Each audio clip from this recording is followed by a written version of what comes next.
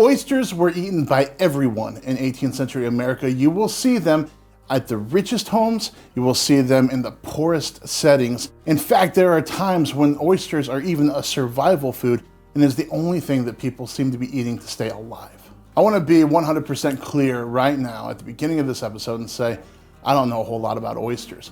I grew up in Indiana and Kentucky, and we are far from the ocean. Now, I know a lot of you folks grew up on the ocean, and you probably grew up eating oysters all the time, and this is not exotic to you, but for me, I get to eat oysters today, and I'm super excited about it. We go back to the original colonies, and they're all along the eastern seaboard, so people are very familiar with oysters.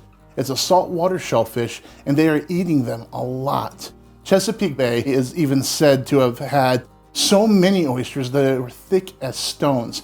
And they were so plentiful that ships had to be aware of them when they were coming in because they would almost create like walls or like tunnel shapes within the water. But before Europeans ever come here, there are Native Americans and they are eating oysters. There are a lot of readings about how they ate so many that when Europeans showed up, there were just these mounds of shells that had collected, and they assumed that they'd collected outside of Native American huts or villages, but they're just almost like these mini little mountains of oyster shells that have just piled up over the years from people living off of them. The Indians who inhabited the coast before the arrival of the Europeans have made oysters and other shellfish their chief food. And at present, whenever they come to a saltwater where oysters are to be got, they are very active in catching them and sell them in great quantities to other Indians who live higher up in the country. For this reason, you see immense numbers of oyster and mussel shells piled up near such places where you are certain that the Indians formerly built their huts.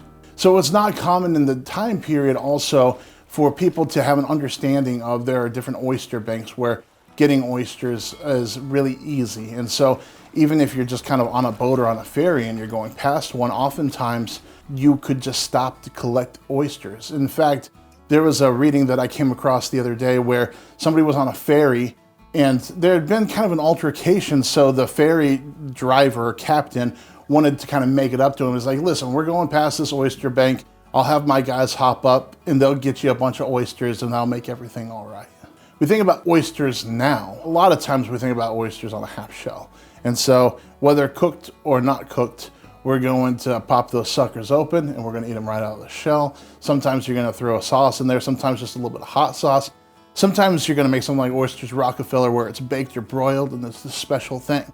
In the time period, there was a lot of that going on too, but they were also using oysters and they were making one-pot dishes with them. They were making like a stew or something like that. And this recipe today is a ragu of oysters. Both of our recipes today are coming from The Complete Housewife by Eliza Smith. This was written in 1730. Put into your stew pan a 1/4 pound of butter, let it boil. Then take a quart of oysters, strain them from their liquor, and put them to the butter. Let them stew with a bit of shallot shred very fine, and some grated nutmeg, and a little salt. Then beat the yolks of 3 or 4 eggs with the oyster liquor and 1/2 pound of butter. Shake all of this well together till it is thick, and serve it up with sippets and garnish with sliced lemon. To make this ragu of oysters, first you're gonna have your oysters shucked, and when you do that, you're gonna save all of the liquid that comes out of the shell, and you're gonna put that into a bowl. And then we're gonna get our butter into a pan. We're gonna get that melted down. We're gonna put in the oysters, some finely cut shallots, some salt and some nutmeg, and we're gonna let that stew a little while. Now, once that's stewed, you're gonna take it off the heat so that it cools a little bit. Now, it doesn't have to cool down all the way, but the next step uses eggs, and we don't wanna cook those eggs when we pour it into that liquid. In a separate dish, we're gonna put 3 or 4 egg yolks, and we're gonna combine that with butter and some of the liquid from the oysters. Now, depending on how much yours have in them, you're just gonna have to eye that.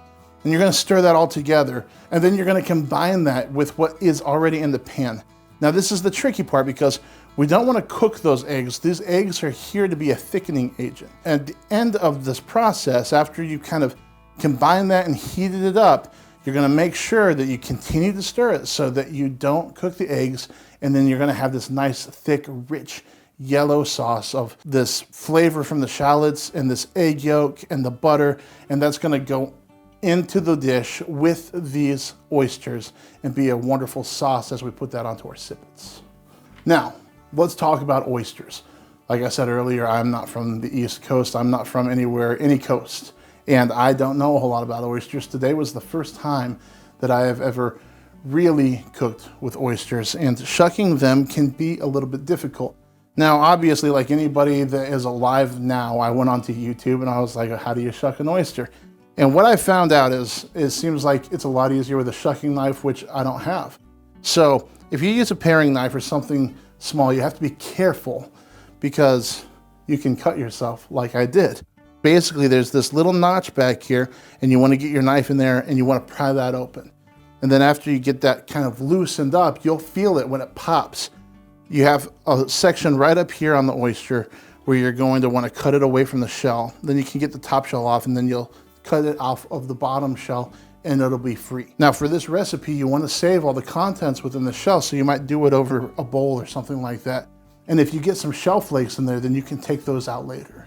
We've talked a little bit about how the wealthy and the poor alike were eating oysters, and it was very common. I found a reading that drives that home a little bit more. It also talks about where the best oysters are found and even how to use the shells. It is likewise a common rule here that oysters are best in those months which end with an R in their name, such as September, October, etc.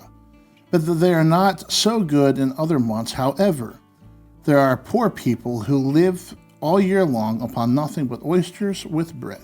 Over and over again, you see that people are using oyster shells and they're burning that down so that they can use it for creating housing, walkways, all sorts of different kind of structural uses, but they don't prefer it to stones. And so it kind of falls out of favor. People use it in a pinch.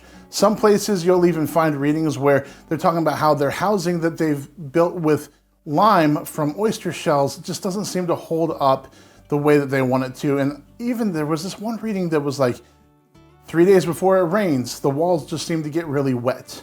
And so they didn't like it for that purpose. Oysters tend to be one of those things that you want to pop the shell open and use them immediately, but we do see a lot of pickling of oysters happening in these cookbooks where they're basically creating a solution with water and the liquor from the oysters themselves, and they're packing them into crocks and they're boiling that hot and they're sealing them close. So it would be very similar to pickling anything else in the time period, but they'll store for a while. We also see references to Native Americans smoking oysters where they would take the oyster and they would put the shell directly on the coals and they would smoke them and preserve them that way. One of the huge questions in the comments section, or when we run into people that they ask us about this channel, is what did people eat as tavern fare? When they're at taverns, inns, and coffee houses, what are they eating? What's the convenient food? And the answer, a lot of times, is oysters. Archaeological digs have found serious piles of oyster shells outside of where taverns and coffee houses once were. And this is fare that they were eating while they were sipping on their beers. The point where it was like peanuts now, or chicken wings now. This is inn food. This is tavern food. And it is really interesting to think, not only were they doing that in a half shell kind of situation, or cooking them till they opened, but they're also doing it in one pot dishes. They're making soups and they're making stews, but oysters are cheap food. And so rather than using a cut of beef, they're making oysters and they're serving it to their clientele. And there were even, it was so popular that there were even places that were referred to as oyster taverns. We call them oyster bars. And that became more of a thing in the 19th century, but it certainly did exist in the 18th century. I've got another recipe, speaking of tavern food, from Eliza Smith. It's the same book as the last recipe. And I just want to do this real quick because it seems so much fun. It seems kind of like what we think of as tavern fare, and it's fried oysters. And there's nothing more tavern food than take this meat, fry it, and let me eat it while I sip a beer. So we're going to do this. It's really quick and it's really simple. We're going to crack some eggs, put it into a mixing bowl, and we're going to get the consistency right. They just want a thick batter, right? And so we're going to put in some flour and some breadcrumbs, and there aren't any true amounts here. We're looking for a thick batter. We're going to put some salt and some nutmeg, coat our oysters in it, and get it to fry in some animal fat. I'm going to use lard today. I think this demonstrates the full spectrum of what we're talking about here. This is a dish where you're just kind of like throwing it in this batter and frying it. And then here is this nice sauce with lots of butter and eggs, lemon slices, a very nice dish. So I'm going to start off with the fried oysters. We're going to see what they taste like, and then we'll move on here.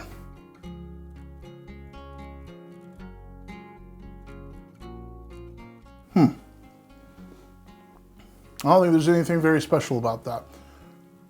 I could have used more salt and nutmeg for sure. There wasn't enough seasoning. It's just kind of plain, kind of bland.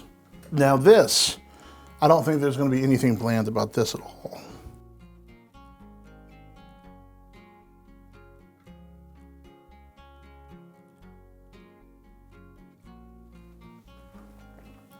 That is something special. That is really good. It's really, really rich. The lemon kind of cuts it with some acidity. It's very meaty. There's a good amount of fat there. I mean, it's just like, it's special. That's a really good dish. This is one of the best dishes that I've cooked in this kitchen. If I can do it, a boy from Indiana, then you can do it at home too, and you have got to try this dish.